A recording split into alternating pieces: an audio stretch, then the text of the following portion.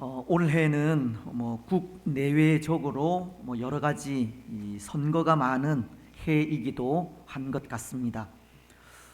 교회적으로는 장립집사와 권사를 선택하는 투표가 있고, 국가적으로는 국회의원을 뽑는 총선이 있으며, 나라 밖에서는 러시아나 미국이 대통령을 선출하는 선거가 있기 때문입니다. 그래서 그 일에 우리 성도들 중에도 그럴지 모르겠지만, 우리나라는 각 정당들이 각기 총선에 나갈 후보를 정하기도 하고, 미국은 이미 국민 경선제를 시작하기도 하였습니다. 그런데 참 재미있는 것은 이들 대통령이나 총선의 후보로 나온 사람들이 저마다 자신이 대통령이 되어야 하고 국회의원이 되어야 한다는 생각을 하고 있다는 점 때문입니다. 어떤 사람은 대세론을 내세워 국민의 지지를 많이 받는 자신이 국회의원이 되어야 한다라고 하고, 또 어떤 사람은 개혁론을 앞세워 지지를 구하기도 합니다. 과거 구시대적인 정치를 청산하고 새롭게 변혁하고자 하는 생각으로 출마하는 사람도 있는 것 같습니다. 또 어떤 분은 당의 정통성을 앞세우는 사람이 있는가 하면 관록을 내세우는 사람도 있습니다. 저마다 명분을 가지고 자신이 그 자리에 올라야 한다고 주장을 하고 있는 것인데요. 그런데 그 모습을 보면서 여러분들은 어떨지 모르겠지만, 저는 왠지 이 답답한 마음을 금할 수가 없습니다. 왜냐하면 정치인이라는 자리는 참 중요한 자리이고 국민을 위해 봉사하는 이 자리임을 생각할 때, 그 일을 하고자 하는 사람들이 국민들에게 편안하게 다가와야 하지만 그렇지 않다는 생각 때문입니다. 나라를 위해 일하고자 하는 사람들이 국민들에게 믿음과 신뢰를 주어 그들에게 나라 일을 전적으로 맡기고 안정된 삶을 누리며 살아가야 하지만, 나라 일을 하겠다고 하는 사람들의 그 면면이 때로 그들은 기분 나쁘게 들릴 수도 있겠지만 오히려 국민들에게 걱정을 끼치고 불편을 주는 사람들이 많다는 겁니다. 저런 사람들이 나라를 위해 봉사한다고 할 때 나라가 어떻게 될 것인지 사실 염려와 걱정이 앞설 때도 있는 겁니다. 많은 사람들이 나라를 위해 봉사하려고 하지만 그 중엔 자격도 안 되는 사람이 없잖아 있다는 겁니다. 물론 땅 위엔 완전한 사람이 없기에, 그럼에도 그런 불완전한 사람들을 통해서도 국가는 운영되고 통치되어져 가겠지만 왠지 이 불안한 마음을 떨칠 수가 없습니다. 이전 중국에 그런 왕이 있었다고 하지 않습니까? 중국의 그 긴 역사 속에 가장 평화로웠던 시대가 요순 시대라 불리는데요, 요와 순이라고 하는 두 사람이 나라를 통치할 때 중국은 가장 태평성대를 누렸다고 합니다. 그 이유는 백성들을 향한 두 왕의 헌신과 사랑 때문입니다. 중국의 한 사기를 보면 왕인 요의 행적을 이렇게 기록하고 있습니다. 임금은 백성들과 똑같은 초가집에 살면서 방안도 꾸며 놓지 않았다. 마음을 항상 백성들에게만 두어서 굶는 사람이 있으면 자기도 끼니를 걸렀고, 추위에 떠는 사람이 있으면 자기도 같이 떨었고, 죄 지은 사람이 있으면 자기도 죄인처럼 괴로워하였다. 왕이 백성과 같은 마음을 가지고 같이 호흡하며 같은 삶을 살았고, 그때 가장 태평성대를 누리게 되었다는 겁니다. 물론 지금은 이 중국이 공산주의 국가로서 그렇게 할 수 없지만, 이 중국 역사가 가르치는 정치의 최고 이상은 백성들로 하여금 편안하고 자유롭게 살아가게 하는 것이라고 합니다.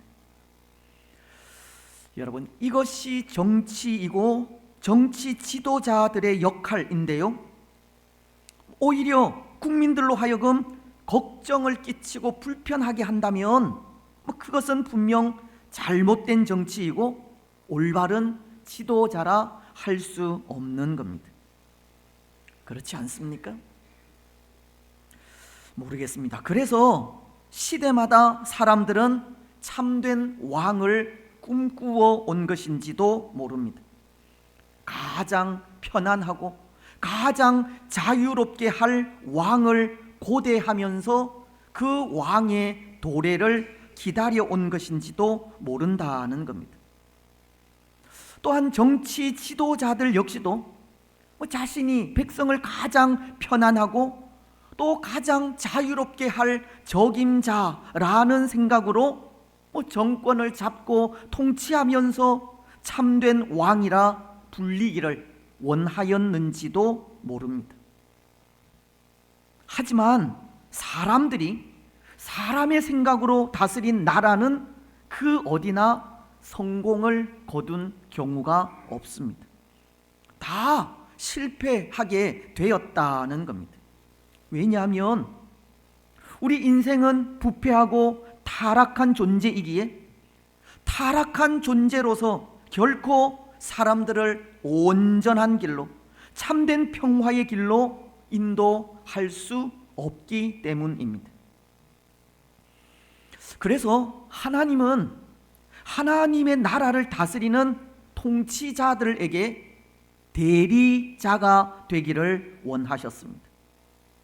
하나님의 나라는 비록 사람이 왕으로 세움을 받아 나라를 다스리기는 하지만, 왕으로서 사람이 직접 나라를 통치하는 것이 아니라 참된 왕의 대리자로서 참된 왕의 뜻을 묻고 그 뜻에 따라 통치하라고 하는 의미에서입니다. 부패하고 타락한 인생의 뜻에 의해서가 아니라 완전하고 온전하신 왕의 뜻에 따라 통치하면 참된 평화가 임하게 될 것이라는 겁니다. 그렇습니다. 완전하고 온전하신 왕의 뜻에 따라 통치하면 참된 평화를 누리게 되는데요, 여러분, 이 땅 위에 완전하고 온전하신 왕은 누구이겠습니까? 모든 민족, 모든 족속에게 참된 평화를 줄 수 있는 왕이 누구이겠습니까? 부패하고 타락한 인생이지만 그런 인생을 사랑하고 그런 사람과도 같이 되며 사람이 당한 고통을 함께 당할 왕이 누구이겠느냐는 겁니다. 예수 그리스도이십니다. 빌립보서 2장 6절로 8절은 이렇게 말씀을 하십니다. 그는 근본 하나님과 본체시나 하나님과 동등됨을 취할 것으로 여기지 아니하시고 오히려 자기를 비워 종의 형체를 가지사 사람들과 같이 되셨고 사람의 모양으로 나타나사 자기를 낮추시고 죽기까지 복종하셨으니 곧 십자가에 죽으심이라. 오늘 우리에게 참된 평화를 주실 수 있는 완전하고 온전하신 왕은 하나님의 본체로서 자기를 비워 사람들과도 같이 되시고 부패하고 타락한 인생을 위해 십자가 위에서 죽으신 예수 그리스도이십니다. 오늘 우리는 완전하시고 온전한 왕이신 예수 그리스도의 통치를 받을 때 참된 만족, 참된 기쁨, 참된 평화를 누릴 수 있는 겁니다. 세상이 줄 수 없는 참된 평안을 누릴 수 있습니다. 그런데 혹 모르겠습니다. 오늘 우리 가운데에는 예수님이 왜 우리 왕이시냐고 물으실 분이 있을지 모르겠습니다. 왕으로서 예수님이 이 땅에 오셔서 하신 일이 무엇이냐고 물으실 분도 있을지 모릅니다. 또 지금 예수님은 왕으로서 무슨 일을 하고 있는지 물으실 수도 있습니다. 오늘 우리는 이것을 생각하려고 하는데요, 예수님께서 어떻게 우리의 왕이 되시는지, 왕으로서 예수님은 이 땅에 오셔서 하신 일이 무엇이고 또 지금은 무엇을 하고 있는지 그것을 생각하려고 합니다. 우리가 계속 공부하고 있는 소교리 문답은 제27문을 통해 이렇게 묻습니다. 그리스도가 왕직을 어떻게 수행하고 있습니까? 그 대답은 이러한데요, 그리스도가 왕직을 수행하시는 것은 우리를 자기에게 복종하게 하시고 우리를 다스리시며 보호하시고 자기와 우리의 모든 원수를 막아주시며 정복하시는 일입니다. 먼저 예수님은 왕으로서 우리를 왕이신 예수님께 복종하게 하신다고 합니다. 이것은 다른 말로 하면 예수님이 우리를 통치하시는 분으로 어떻게 우리의 왕이 될 수 있느냐 하는 질문과도 같습니다.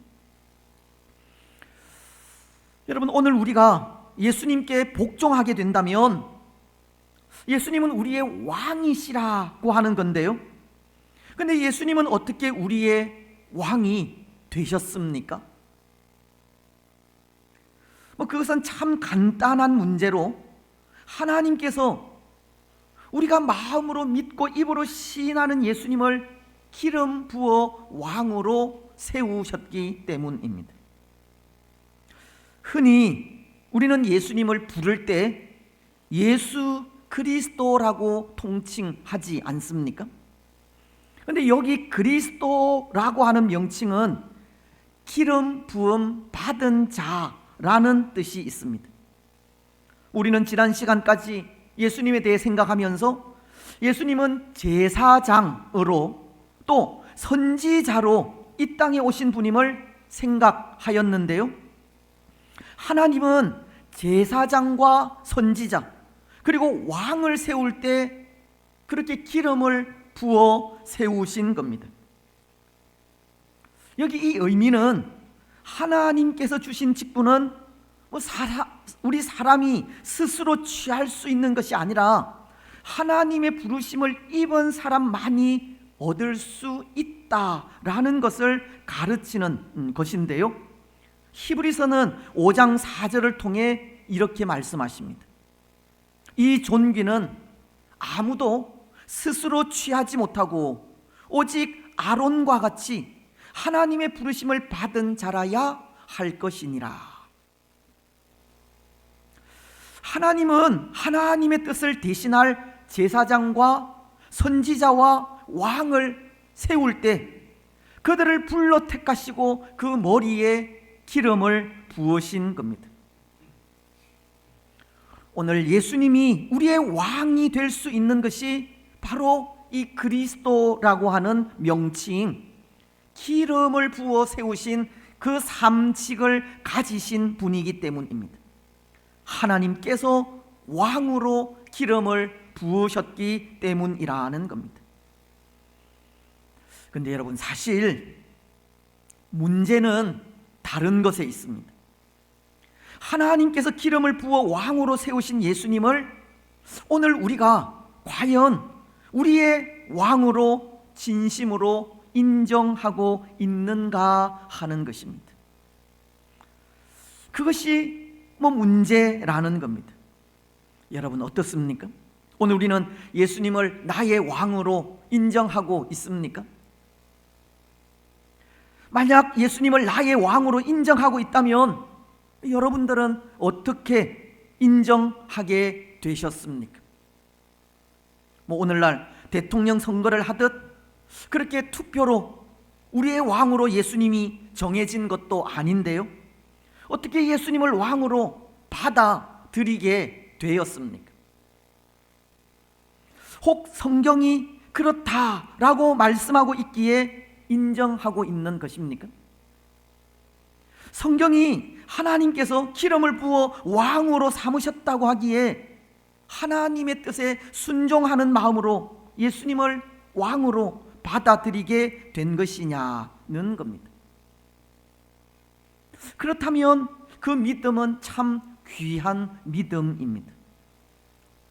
저도 그렇게 말씀을 통해 하나님께서 기름을 부어 그리스도가 되게 하셨기에 예수님을 나의 왕으로 고백하고 있습니다.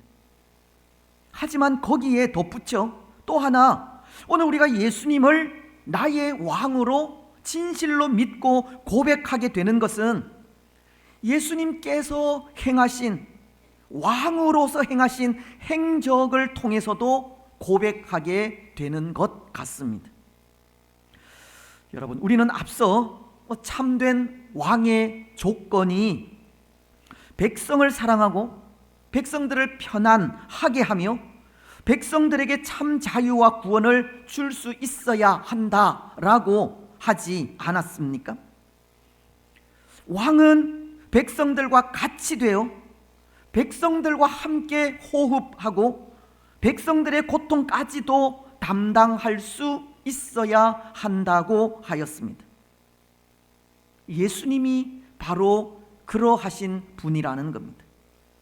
앞서도 빌립보서 2장 6절로 8절이 예수님에 대해, 예수님은 하나님의 본체로서 우리가 굳이 예수님에 대해 왕으로 지칭하지 않아도 예수님은 스스로 만왕의 왕이시지만 예수님은 그 왕좌를 내어버리고 사람들과 같이 되셨다라고 하지 않았습니까?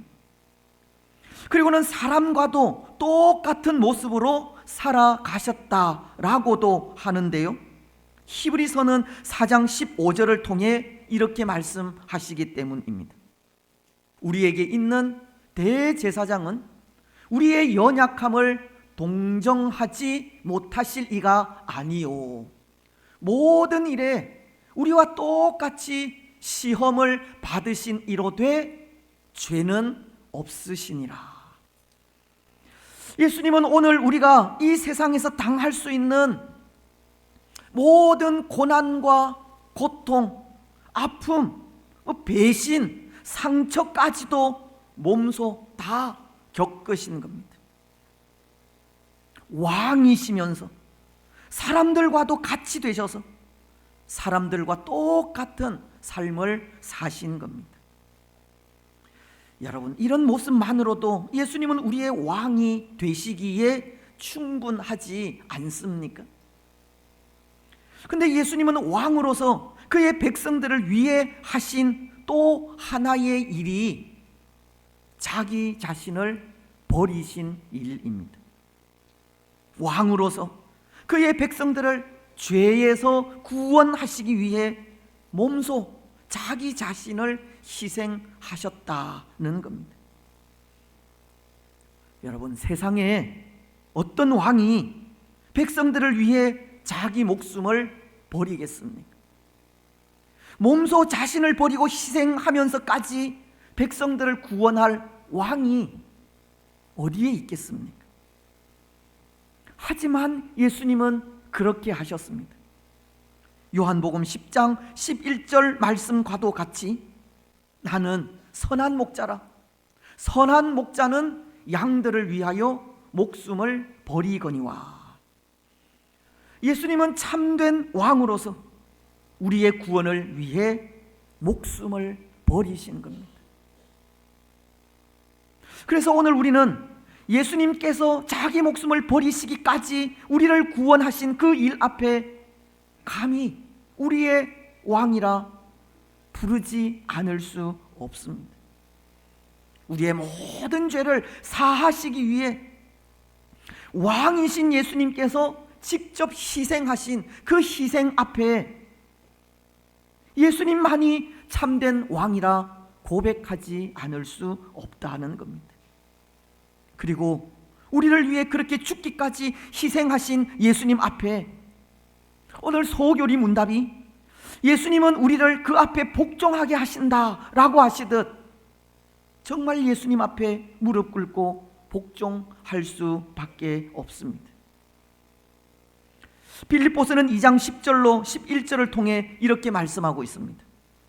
하늘에 있는 자들과 땅에 있는 자들과 땅 아래 있는 자들로 모든 무릎을 예수의 이름에 꿇게 하시고 모든 입으로 예수 그리스도를 주라 시인하여 하나님 아버지께 영광을 돌리게 하셨느니라. 왕이신 예수님께서 친히 인간이 되시기까지, 그리고 십자가에 자기 몸을 희생하시기까지 우리를 위해 베푸신 그 크신 사랑과 은혜 앞에 오늘 우리는 무릎을 꿇고 복종하지 않을 수 없는 겁니다. 그 귀하신 이름을 송축하며 경배하지 않을 수 없습니다. 시편 145편 1절은 이렇게 노래하고 있습니다. 왕이신 나의 하나님이여, 내가 주를 높이고 영원히 주의 이름을 송축하리이다. 사랑하는 여러분, 예수님은 우리의 왕이십니다. 그것도 우리의 참된 왕이십니다. 우리는 예수님의 그 높으신 이름 앞에 무릎 꿇지 않을 수 없고 영원히 그의 이름을 송축하지 않을 수 없습니다. 그 이름을 찬양하지 않을 수 없습니다. 오늘 우리는 왕이신 예수님 앞에 겸손히 무릎 꿇고 그 앞에 복종하며 감사함으로 그 이름을 송축하며 나아가시기 바랍니다. 이제 두 번째, 왕이신 예수님께서 이 땅 위에 오셔서 하신 일에 대해서입니다. 여러분, 예수님께서 왕으로 이 땅에 오셔서 하신 일은 죄에 억눌려 있는 자들을 찾으신 일이고 그들이 가진 죄의 사슬을 왕의 권세로 벗어나게 하신 일입니다. 또한 세상의 무거운 짐을 지고 그 고통에 힘겨워하는 자들에게 참된 위로와 평강을 주시고 자유를 주신 일입니다.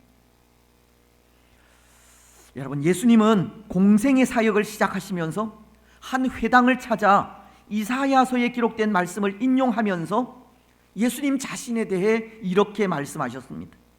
누가복음 4장 18절로 19절을 통해서입니다. 주의 성령이 내게 임하셨으니 이는 가난한 자에게 복음을 전하게 하시려고 내게 기름을 부으시고 나를 보내사 포로된 자에게 자유를, 눈먼 자에게 다시 보게 함을 전파하며 눌린 자를 자유롭게 하고 주의 은혜의 해를 전파하게 하려 하심이라 하였더라. 예수님은 이사야 선지자가 예언한 메시아 사역을 인용하시면서 그 하실 일에 대해 말씀하신 것이 죄의 사슬에 포로된 자와 눌린 자를 자유롭게 하는 일이라고 하신 겁니다. 눈먼 자를 다시 보게 하는 일이라고 하셨고 주의 은혜의 해를 전파하기 위함이라고 하셨습니다. 마치 누가복음, 마가복음 6장 34절이 예수께서 나오사 큰 무리를 보시고 그 목자 없는 양 같음으로 인하여 불쌍히 여기사 이에 여러 가지로 가르치시더라 라고, 목자 없는 양 같은 백성들을 이 불쌍히 여기셔서 여러 가지를 가르치신 것 같이 죄의 사설에 포로된 자들과 억눌린 자들, 그리고 눈먼 자들과 가난한 자들을 불쌍히 여기셔서 그들에게 복음을 전하여 참된 자유를 주시고자 하신 일이 이 땅에서 예수님이 하신 사역입니다. 예수님께서 이 땅에 오셔서 하신 일은 복음을 선포하여 영적 눈을 뜨게 하시고 참된 자유를 주신 일이라는 겁니다. 그래서 마태복음 11장 28절로 30절은 세상의 무거운 모든 짐을 진 자들에게 예수님은 내게로 오라고 하시고 내가 너희를 쉬게 하리라고 하신 겁니다. 수고하고 무거운 짐진 자들아 다 내게로 오라. 내가 너희를 쉬게 하리라. 나는 마음이 온유하고 겸손하니 나의 멍에를 메고 내게 배우라. 그리하면 너희 마음이 쉼을 얻으리니 이는 내 멍에는 쉽고 내 짐은 가벼움이라 하시니라. 여러분, 이것은 오늘날도 마찬가지입니다. 예수님은 복음을 통하여 우리의 영적 눈을 뜨게 하시고 우리에게 참된 자유를 주시기 위해 지금도 우리를 부르시고 있다는 겁니다.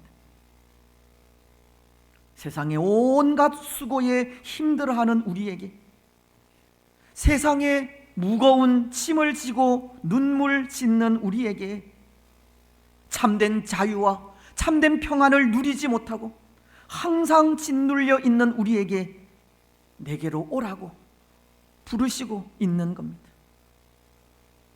세상 속에서 진리를 찾지 못하고 방황하며 헤매는 우리에게 내게로 오라고 예수님은 부르십니다. 그리고는 내가 너희를 쉬게 하리라 라고 하십니다. 참된 자유와 참된 평안을 주시겠다는 겁니다. 여러분, 오늘 우리의 삶이 그렇지 않습니까? 이 무거운 삶의 무게로 힘들어하고 있지 않습니까? 참된 자유와 참된 평안을 누리지 못하고 항상 무언가에 억눌려 있지는 않습니까? 영적 갈급함을 잃어버려 갈 길을 알지 못하고 혼란스러운 이 세상 속에서 끊임없이 방황하고 있지 않습니까? 예수님께로 나아오시기 바랍니다. 그리고 우리의 모든 무거운 짐 다 내려놓으시고 예수님께 우리 자신을 맡기시기 바랍니다. 그래서 쉬게 하시고 우리 짐을 가볍게 하시는 예수 그리스도의 은혜로 참된 자유, 참된 평안을 누리시기 바랍니다. 이제 마지막, 예수님이 지금도 왕으로서 하시는 일은 이것입니다. 왕으로서 우리를 다스리시고 보호하시며 우리 원수를 막아주시고 우리 대신 적들과 싸워주시는 일입니다. 그래서 고린도전서는 15장 25절을 통해 이렇게 말씀하고 있습니다.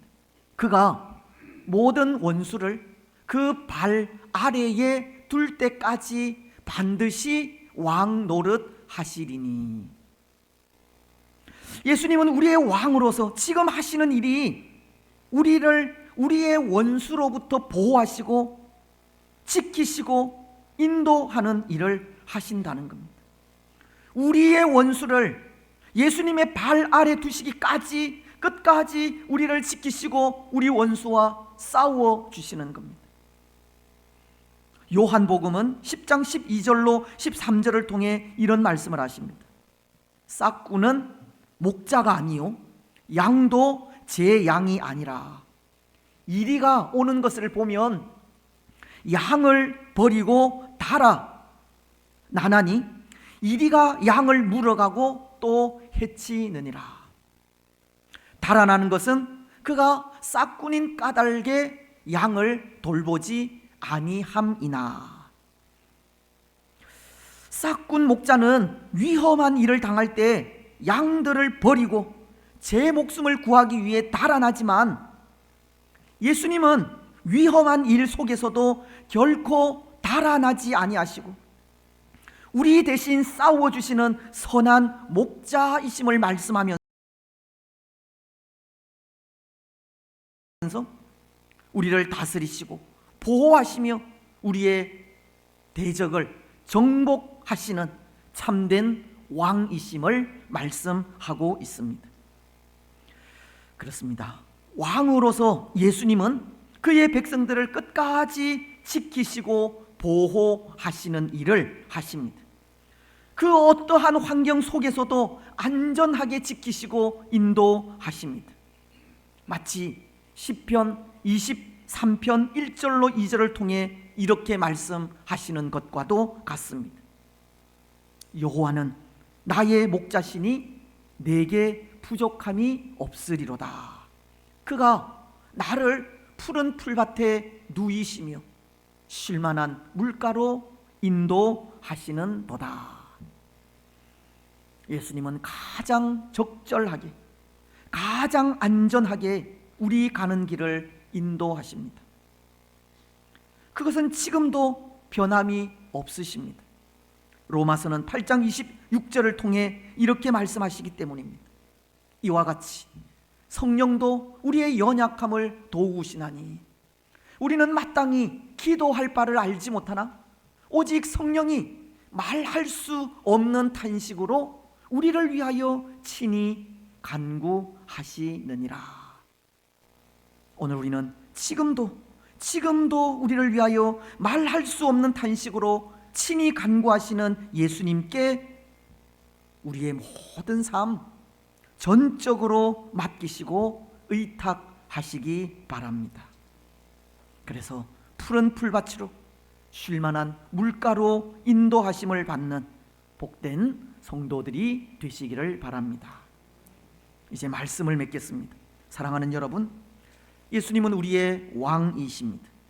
왕으로서 예수님은 친히 사람이 되셨고 사람들과 똑같은 시험을 겪으셨으며 십자가 위에서 죽기까지 희생하셨습니다.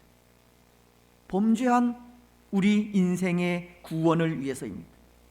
오늘 우리에게 참된 평안과 참된 자유를 주시기 위해서입니다. 오늘 우리는 우리의 참된 왕으로 이 놀라운 일을 행하신 예수님께 무릎 꿇고 복종하며 그 이름을 송축하며 나아가시기 바랍니다. 그 이름만을 찬양하고 경배하시기 바랍니다. 그리고 지금도 우리를 부르시면서 우리의 수고를 알아주시고 우리의 모든 짐을 맡아주시며 우리의 삶을 친히 인도하시고 보호하시는 예수님께 우리의 모든 무거운 짐 다 내려놓고 맡기시기 바랍니다. 그래서 그 삶을 통해 왕이신 예수님께서 주시는 참된 자유와 참된 평안과 참된 쉼을 누리는 복된 성도들이 되시기를 주님의